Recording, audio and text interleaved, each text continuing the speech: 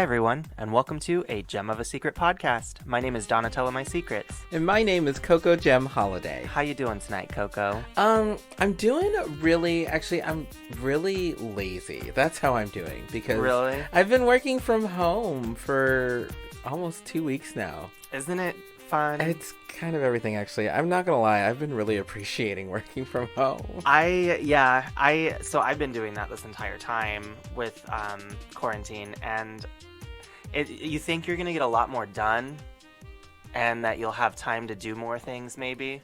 No. I feel like I have less time, and then suddenly it's 11. Yeah, you procrastinate a lot more, right? Yeah, because I didn't do anything. I did the same thing.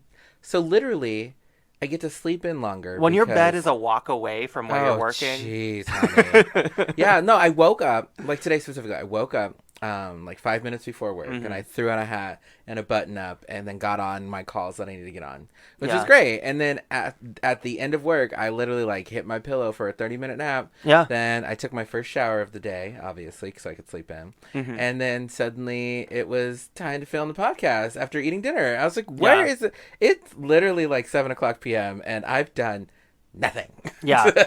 I take a lot more bathroom breaks. I also take my breaks in bed. Because my computer is literally 3 steps away from my bed. So I'll just walk over to my bed and take my break in bed and get on TikTok while I'm working at home. Fall into a TikTok hole. Oh my gosh, I'd have to time it. I have to make sure that I have the clock pulled up on my TV so I don't go over time on my breaks. Honey, yeah. Because I will. I will go over 30 minutes on a break just because I will watch. This is what happens. I want to tell everybody how I TikTok real quick. When I like a person, I'll click on their videos. And then I also get stuck in the hole where I like to sound so much and this person did it funny. So I want to see who else did the sound funny. And I will go through 50 people doing the same sound. Same. I've done that too. Yeah. The same sound. Yeah. Or the same, if it's a song, especially. If I like a certain song, I'll go through and be like, ooh, what did people do for this song? I love that. Well, TikTok has introduced me to a lot of new music. Has it done the same thing for you? Yeah, it has. And I didn't realize how many people have gotten more famous because of TikTok. I would actually say Megan Thee Stallion actually got more famous. I would say so too. Doja Cat is one of the... Yeah, definitely. Yeah, she's one that's benefited from it too. I think it's a great platform for artists. I think that a lot of people can be amateur artists a lot of the time, and I'm not saying that about Megan or Doja Cat because they had a career before this, right. But there are a lot of musicians. There's a whole musical that got put on TikTok, Ratatouille the musical. Have you seen anything on that? I have seen something on that. Isn't that weird? Yeah, it's all fan made. It's crazy. And then but I will say what sucks as the other side of the coin about TikTok is artists who put a song on TikTok have usually not gotten the credit. That's true. If it's so solid. I remember I was watching, it was this girl was the sound that you guys have used everywhere? That's me. Yeah. They're and she sings and I was like, oh, that is. And I'm not getting paid anything for it. I'm not getting paid anything for it. And guess what? My video right now only has 3,000 likes of you noticing that this is my sound. Yeah. It's ooh. Yeah. That's got to be rough. So maybe it's not the best for amateur artists. I would say it's a good exposure platform. Yeah, it's a good, because your music get exposed. And sometimes, back in the day with Miss Carly Rae, Jepsen? Yeah. She got discovered on YouTube and stuff like that from, whatever. Justin Bieber. Yeah, so that was a fun 4-minute tangent. But Don, I forgot to ask, so what are you wearing tonight? Well, I figured since we're kind of having a lazy day, I am just dressed up as a sack of potatoes. It's burlap. It's burlap, and it's also rhinestoned too, but with the plastic rhinestones. Because, not too classy. No, so they don't shine right in the light. But exactly. For the untrained eye, you're like, she's, unique. There's some sparkle there. There's still some sparkle there. That's what people say when they look in my eyes. She's been through a lot, but there's still some sparkle. So for me personally, I'm wearing this dress made out of plastic straws. Oh, Yeah, cute. so I did this thing. Well, one, I'm trying to save sea creatures by Yeah. taking all the plastic straws at my local McDonald's. We love that type of fashion, We right? do. I'm a nature queen now. Yeah. And then like that's why that straw headpiece is kind of made up. But I also Yeah. ran out of straws, so that's why I'm What is kind it of called? Sustainable yeah, fashion? sustainable fashion. But Yeah. I'm a little bit Donald Ducking it right now because I ran out of straws. So Oh, dang. yeah. But it's just like part of my aesthetic. Donald Duck and Pooh Bear in it. I'm Pooh Bear in it right now. So Nice. Well, you look great. You look great thank from you. the waist up. I'm a little disturbed from the. No, I'm just- Well, and honestly, listeners, the reason that we're bringing this up is because obviously, as of yesterday, the season 13 cast of RuPaul's Drag Race was Yes. released. And Yes. if you haven't remembered, me and Donna are drag queens. Yes. We are. This is a podcast about drag. Yes. I know, we get off track sometimes. We do. I mean, but that's the thing. We're just incorporating drag into everything else that we like in our world as well. So we're actually just going to go through, I have a list pulled up. Yeah. And we're just going to go through everybody in the list, and we're going Uh-huh. to say, we're going to do like, and honestly, I Like guess rapid fire yeah, kind of kind of thing? like rapid fire, but we'll go through, and if we get stuck on somebody, like, we'll see what happens. But, Okay. So first on this list is Denali from Chicago. Fun story about Denali. One of the people I've been friends with the longest in my life, and one of my best friends, Emily Prock, is dating Denali's brother. That's so crazy. So yeah, they were telling me about Denali like a couple of years ago when she started doing drag, and now she's on Drag Race. So it was a little bit crazy to get a text message from one of my best friends and being like, "Oh, I'm sure you saw the announcement already. I wanted to tell you, but." I mean, But, yeah, and those NDAs are scary. Denali is a figure skating, dancing drag queen that's based out of Chicago, originally from Alaska, the very first queen from Alaska, I believe, to be on Drag Race. I think Yeah. she's going to be a fierce competitor and possibly a lip sync assassin. I think she's gonna be second out. I do. I think because like it's just so good. Like Yeah. but everybody. So I just briefly looked at everybody, and everybody is so good. I feel like this is gonna be a season of personality. Yeah. Like because everybody's level, and I mean I know that the promo looks are a little bit misleading onto how someone actually does drag, but they all were really talented. I mean, I know, like, okay, let's back up, listeners, for those of you who don't watch Drag Race. The thing is with Drag Race, usually when somebody gets on, they immediately, like, take out a small business loan and, like, they get all these looks commissioned that you've never seen them wear before, of course. Or some Yeah. of them take, like, their small business loan and make all their outfits, like, construct them with the team and blah, blah, blah, blah, blah. Yeah. So a lot of what you see on Drag Race is not necessarily the truth to what their drag normally looks like. It's the essence of what their drag is. Yeah. So, and stuff like that. But with Denali, like this look was so good. I really liked It was this promo look. so good. I would say it was in my top 3 looks for the promo. Yeah, I really liked it. It's seriously like so. I know we could describe it to you all, but more than likely we'll just put a link on our website so It's you very can glacial. see. Yeah, it's like the glacial look. Yeah. And I love the arm pieces the most. Like the arm pieces kind of come out and they fan like snowflakes. Yeah, they it's, do. It's gorgeous.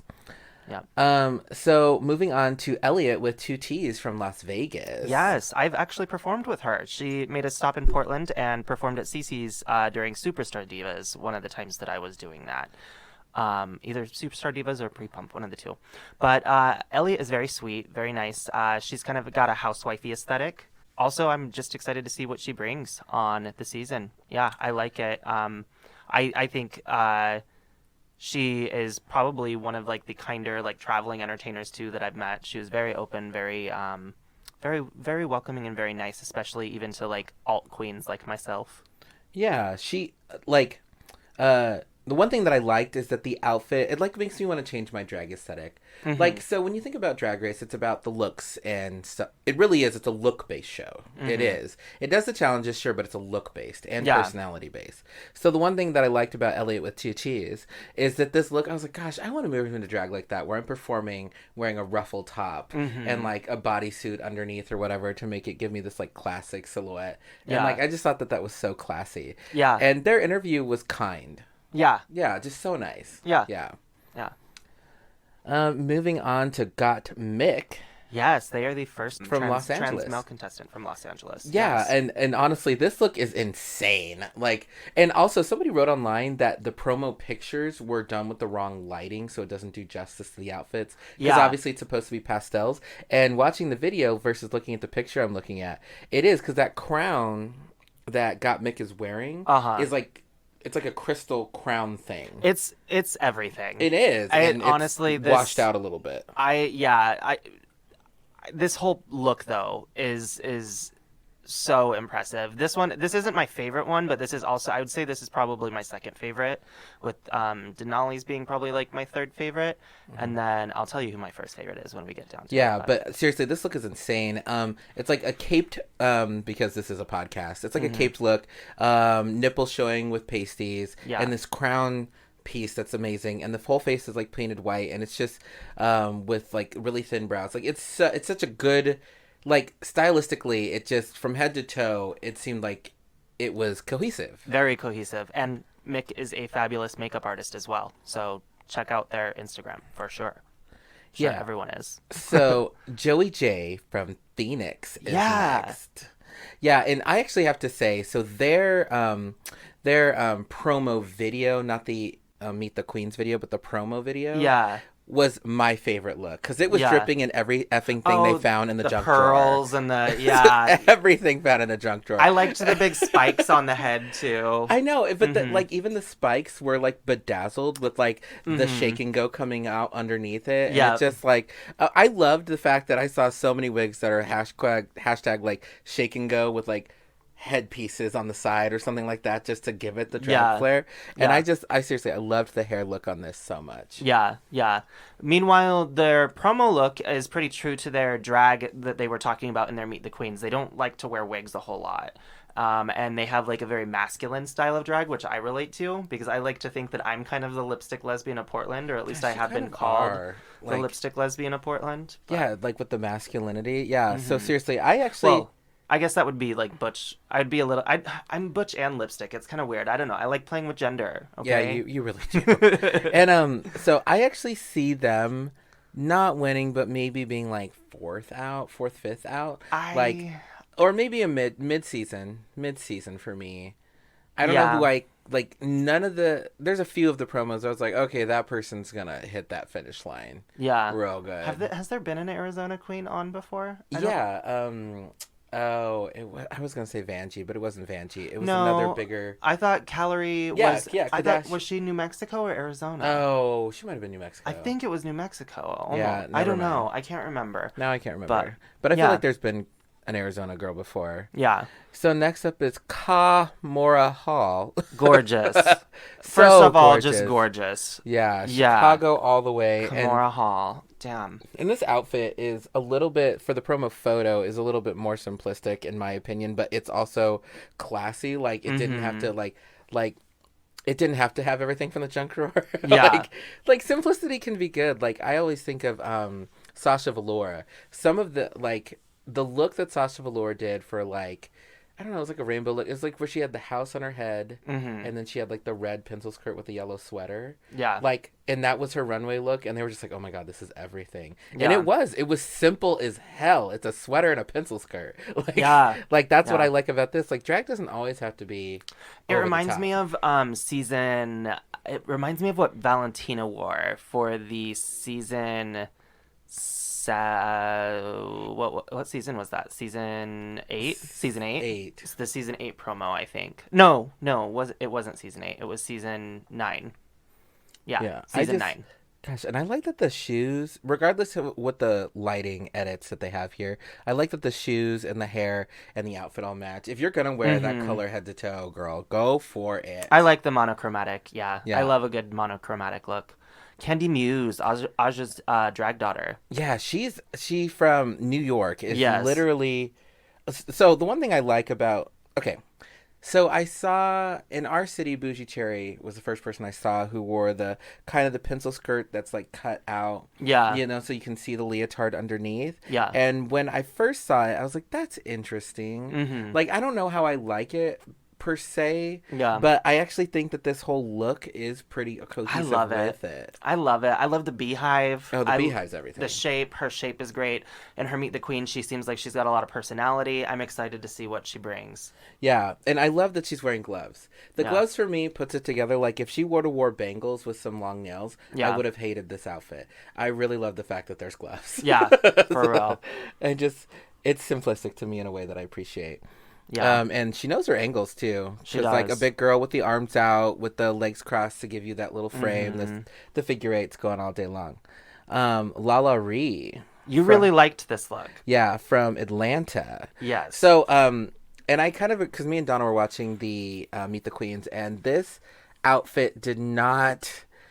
This outfit looks better with the fading out because it makes does. the colors blend a little bit better. It does. I think when you see it up close, it looks like separates, and that's what kind of throws it off for me. Yeah, because so what she's wearing is she has mesh blue, like powder blue, mesh powder blue, like gloves to a powder blue jacket that has like a something up top that I think might be a leotard, but then it has like this corset, this pink and black corset that I think is everything. Yeah. But and then it out underneath it is like the powdered blue like stocking holders. Yeah.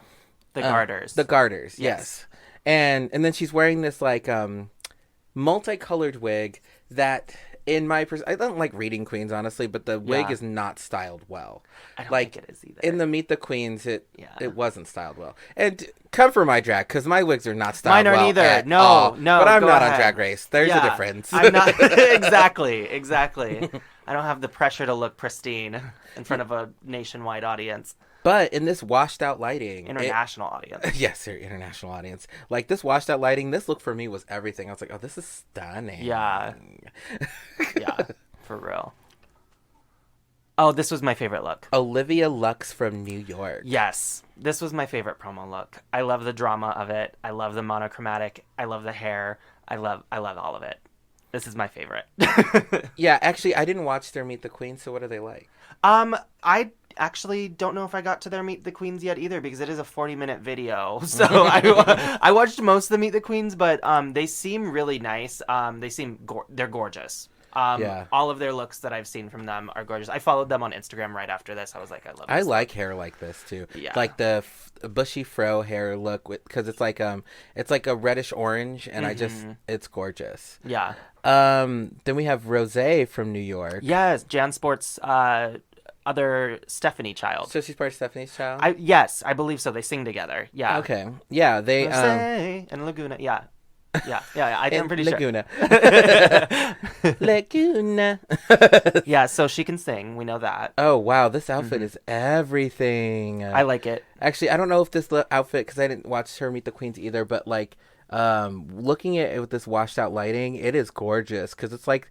Okay, I love a drag queen in pants. That's my favorite thing in the universe is a drag queen in pants. That's why I could never judge a contest because the bitch wearing pants would win. It's kind of like it's like a legging that matches the whole outfit. It's all monochromatic. Yes.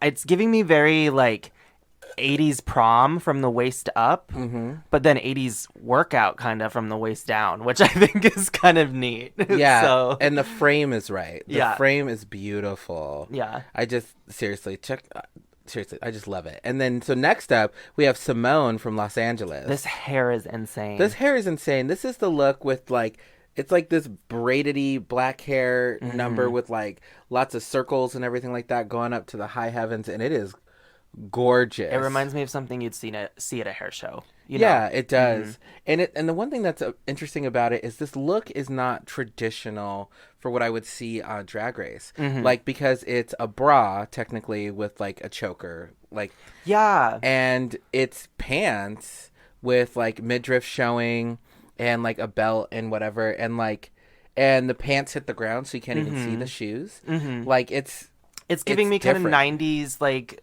Yeah, like 90s, like 90s TLC kind of no vibes. Scrubs kind of business. Yeah, it's giving me a little bit of Left Eye. It's giving me...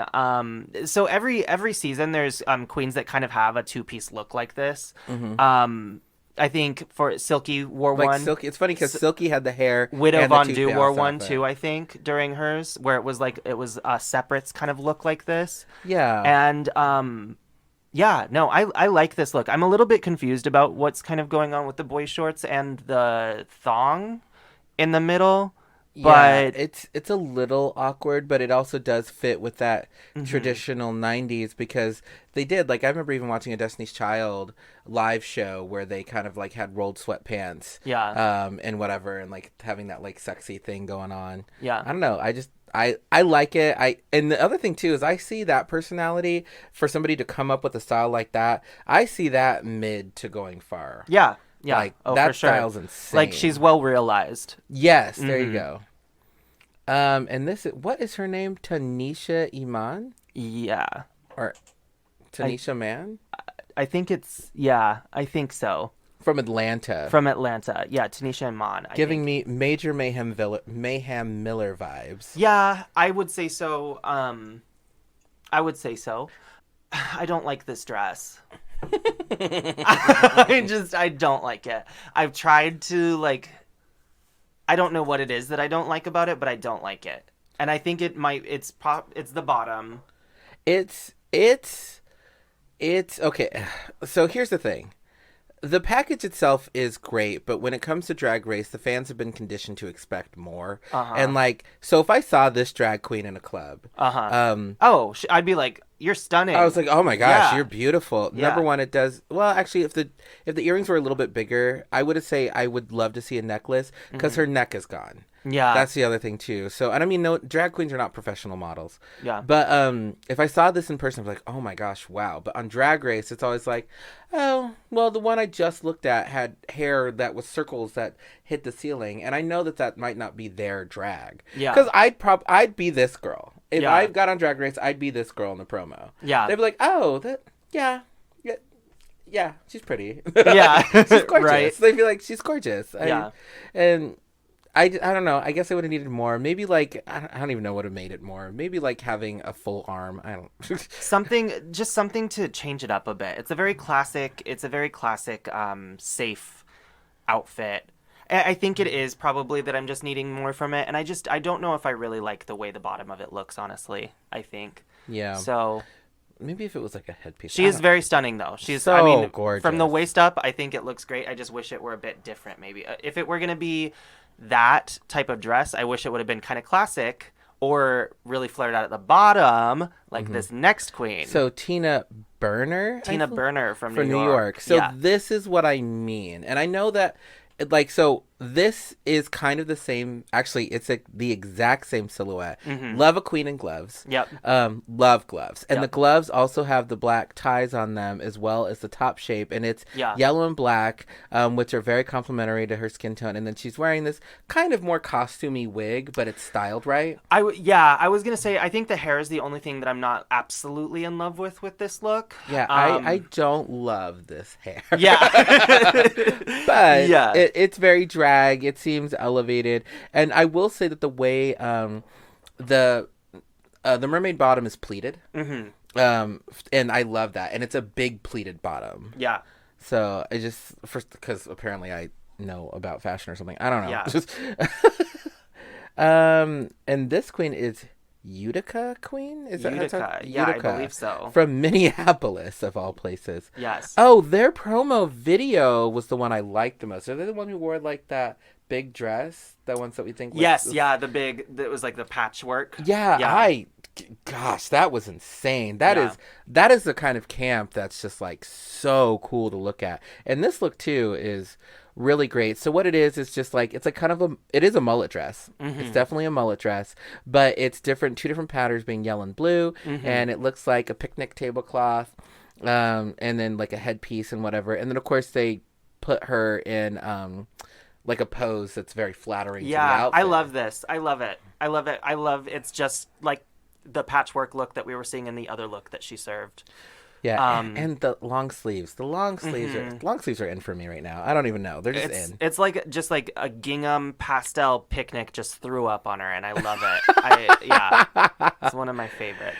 So, with all of that long-windedness, Donna, how are you doing this evening? Oh, Coco, I'll let you know after this brief commercial break. Do you wear t-shirts? Do you wear a face mask? I sure as hell hope so. Do you put on your silly little t-shirt and your silly little face mask and wish you had something a little more out there?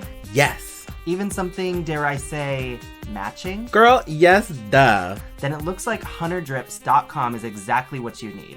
At HunterDrips.com, socially relevant merch and apparel is up for sale. That's never for profit. 50 to 100% of every purchase is donated. I hear they carry matching shirts and masks with designs that say cute little slogans like defund the police, Black Lives Matter, and it goes over your nose. And even shirts and hats with your own pronouns on them.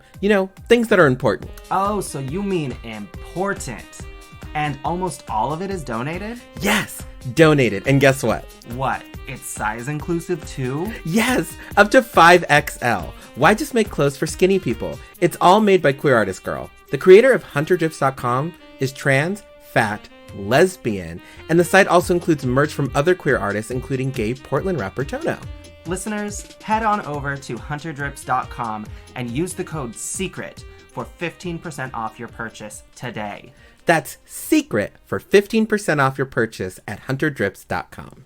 It's a podcast with Coco and Donna, tell a podcast. Tune into What They Tell You podcast with Coco and Donna, tell a podcast. Well, Coco, I'm feeling like 13 is a lucky number in this case because we're talking about season 13 of RuPaul's Drag Race. Season 13 of Drag Race. Yeah. Yeah. So what's interesting, so what we want to do with this section of it is kind of talk about, like, Donna's going to ask me a couple of questions about production and stuff like that. And then we're also going to kind of give a little bit of what we think are predictions, and we're going to just talk about what we think. Yeah. And also we want to congratulate these queens that made it on here. These are our peers, these are people, there are people in this cast. There is a person in this cast that I've performed with at a club before, and that's something that as drag entertainers, you run into a lot. You'll know people who end up on some of these shows or meet them in passing, maybe not know, but you'll meet people that get cast on these shows. And it's kind of cool to have colleagues that are on this platform and get to basically just show off their creativity and their art to the masses.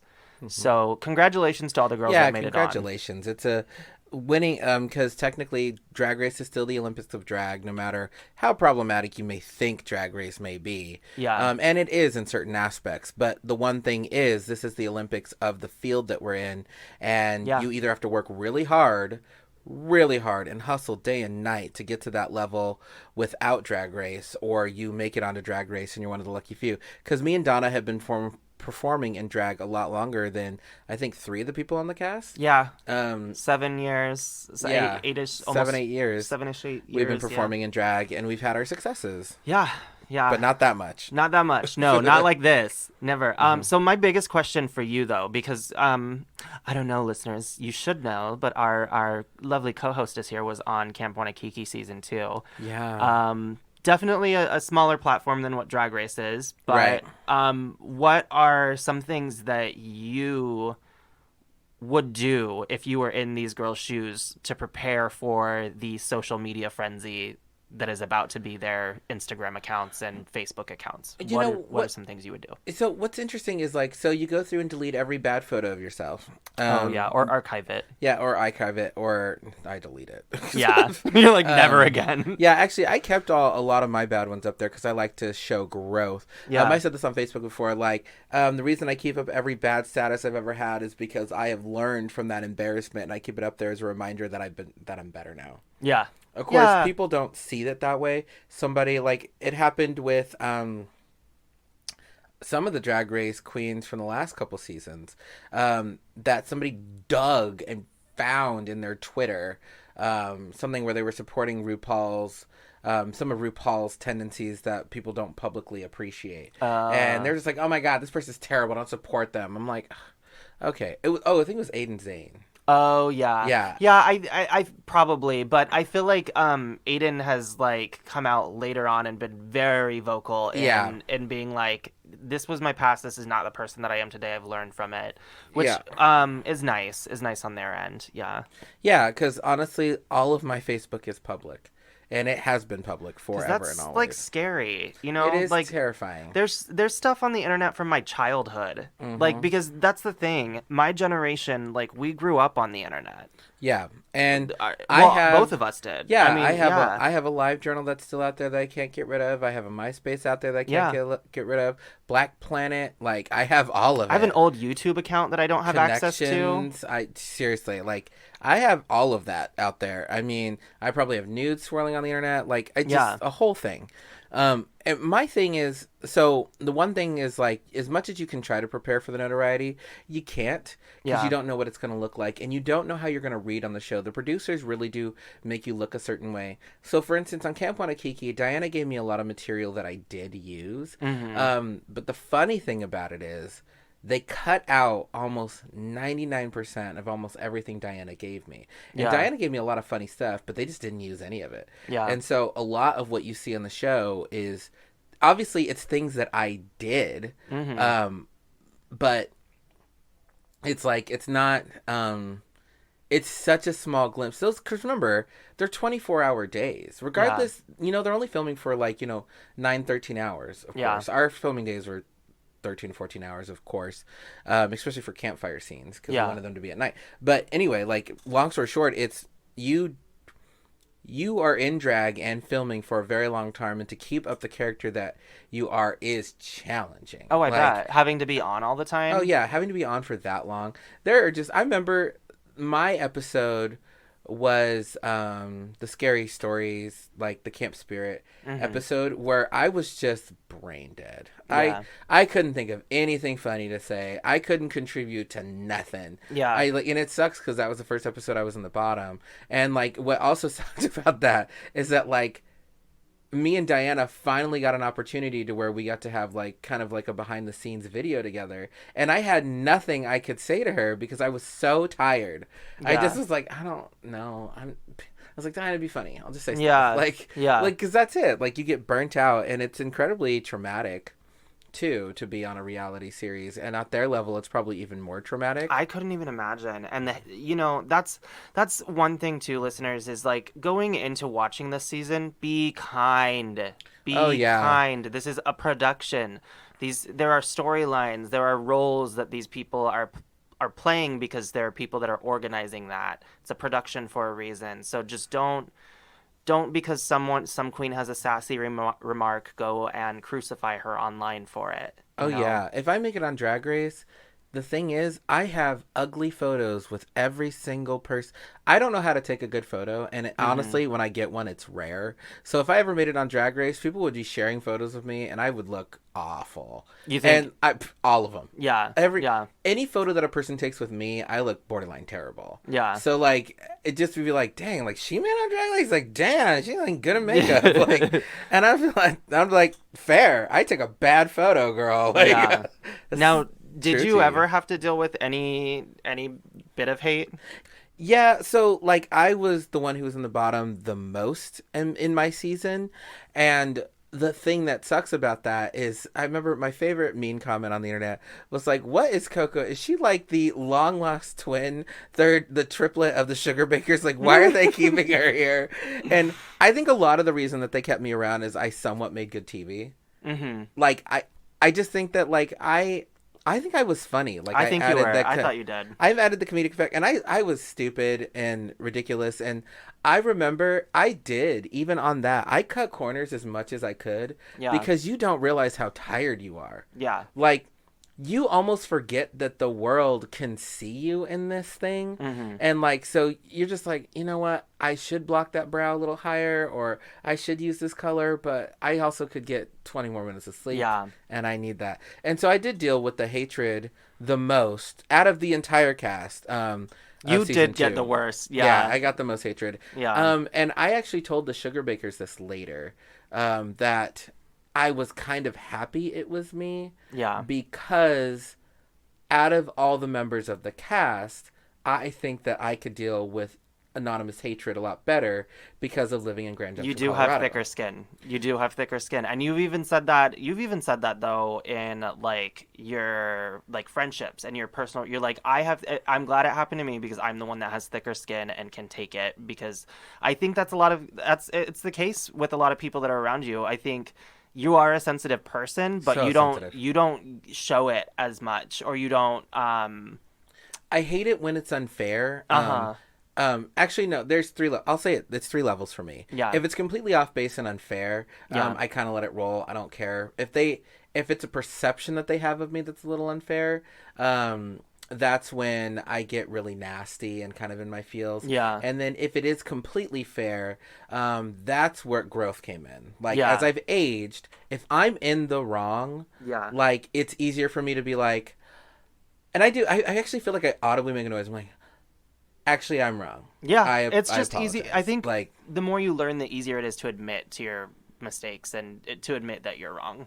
yeah, Yeah. I think so. And with these season 13 entertainers, you have to remember that, of course, they were all local before. Of course, like anybody, They were. Stephanie's child look. I saw y'all flying across the world, y'all. So I mean, and I saw y'all on The Voice. So Right. y'all have had some success. And the thing is, I know that Drag Race is also still a business, and like they want to have people who are going to watch these people. But the thing that I would love is I would love to see more people who,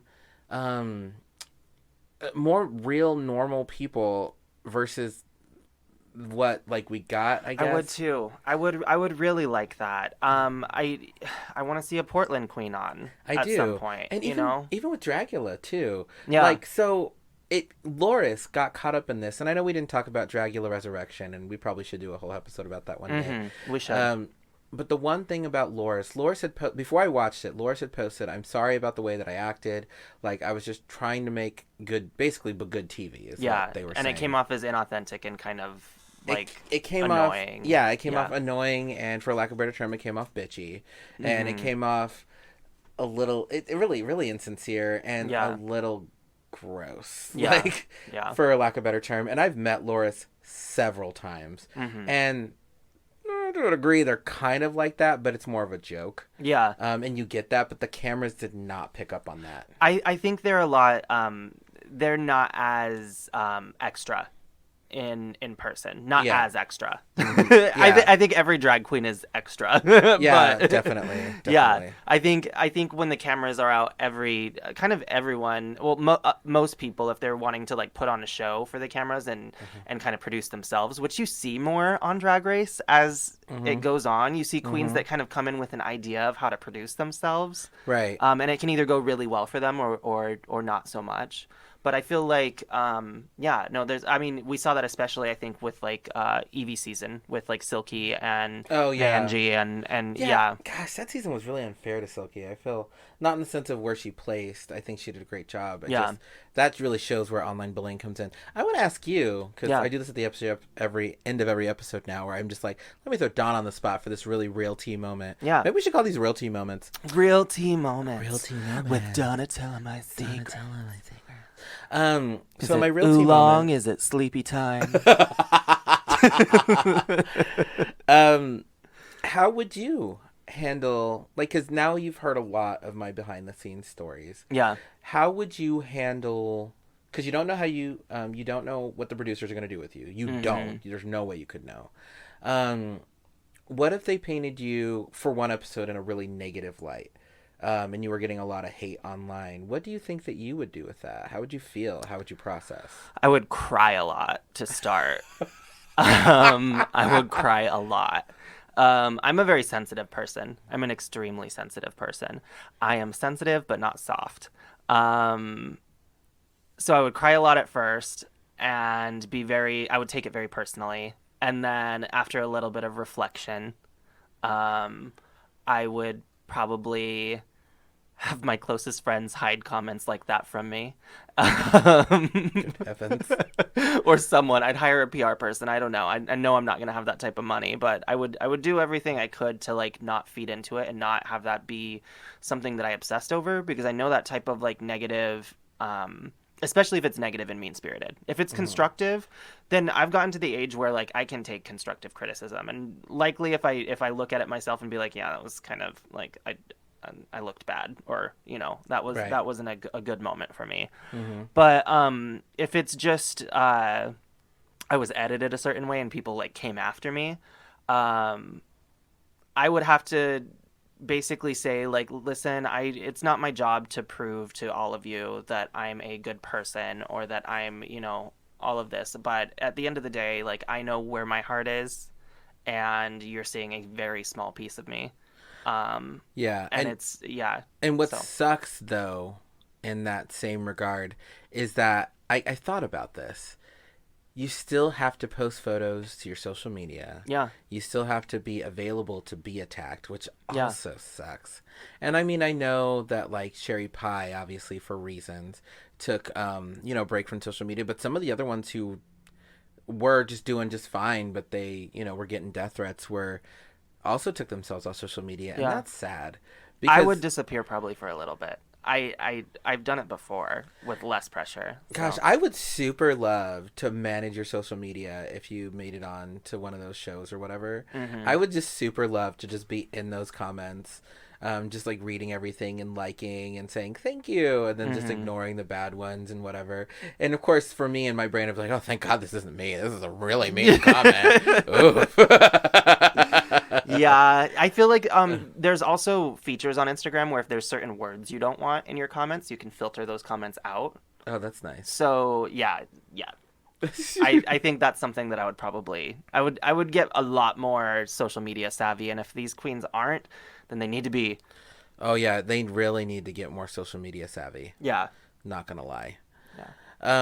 So one of the final thoughts I want to leave people with, and it's something that Anna had said, but I want to really leave it as our final point, is that as much as we want to congratulate these people, being on Drag Race does open up a lot of doors and opportunities, but it also brings in the hatred at a level that's so uncomfortable. Yeah. Especially if the person sends someone home or whatever, and like that's one blessing that Camp Wanakiki has. Like, you can't send a person home. The sugar bakers sent home by the hosts. The hosts, and that's fine. Like, and with Drag Race, sure, Rue decides, but Rue decides who's on the bottom. Yeah. And sometimes it's very clear. And it's very clear. Yeah. So my thing is, I really want us as a Drag Race fandom to be better. Yes. Like, it's my really big ask, because Drag Race really shouldn't be.